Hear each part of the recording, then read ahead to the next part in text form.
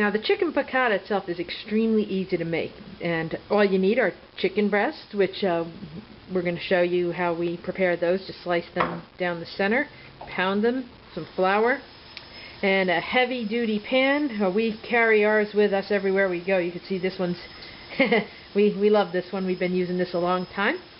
And then we need olive oil, capers, butter, lemon juice, and some chicken broth. That is pretty much all we need.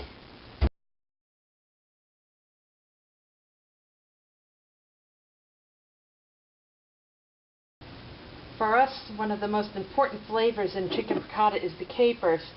And if we typically have a 2 or 2.5 ounce bottle of capers, we'll use half of it. We'll strain it and rinse them though, and then we'll add these at the end. The most important thing here is pounding the chicken. That is the key.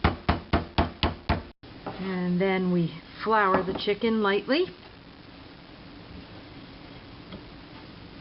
Just get that ready for sauteing. One of the things we do before pounding is take a chicken breast and slice it lengthwise in half, so it's a thinner chicken breast to start with.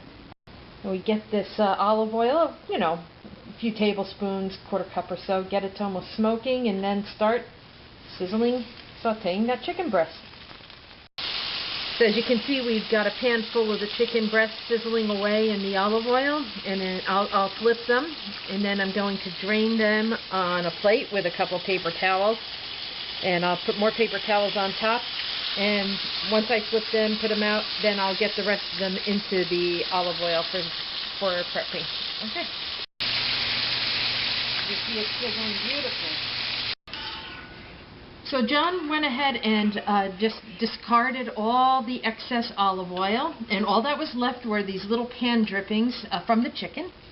And while the pan was still hot, we put it back on the stove at a fairly high heat, and we deglazed it. What we did is poured a whole quart of chicken broth in and just started deglazing, taking off the little bits and incorporating it into the chicken broth. And then we added the juice of, well, we used a full lemon. It was about 3 tablespoons of fresh squeezed lemon. And we're just going to let this boil for a few minutes. We're going to bring it to a boil, let it boil for a few minutes. We're going to put the chicken breast back in. We do use an entire quart of chicken broth because we like a lot of sauce. And we're going to go ahead and we'll put that back in and let it cook down and thicken. As you can see, it's starting to get to a boil. So we'll show you that in a few minutes. Go. And now we're going to go ahead and put you can see that that's boiling. We're just putting the sauteed chicken breasts that have been draining on some paper towels. Get all that excess grease off. And we're putting that back into the broth. And we're going to let this boil down or cook down for a while and reduce. And then once this sauce gets nice and thick, that's when we're going to put our capers in and a little bit of butter. We'll show you that in just a little while. You can see it's getting close now. The broth has been boiling for about between 15 and 20 minutes. But you can see it's really reducing. So I'm going to get ready to turn the heat off, and then I'll let it thicken just a few minutes more. It's actually more of a feel and by eye thing. When it's about the thickness that you're looking for, turn the heat off and then add the capers and butter, which we will be doing shortly. Alright, this is about as thick as we're going to want it because we want to keep some of this sauce. You can tell, you can look by the bubbles that it's just getting just the perfect. See that? Where you can almost scrape it and see it separate from the bottom of the pan. I've turned the heat off, and at this point all I'm going to do to finish this lovely meal is throw in the capers. Some people chop them. I kind of like them whole.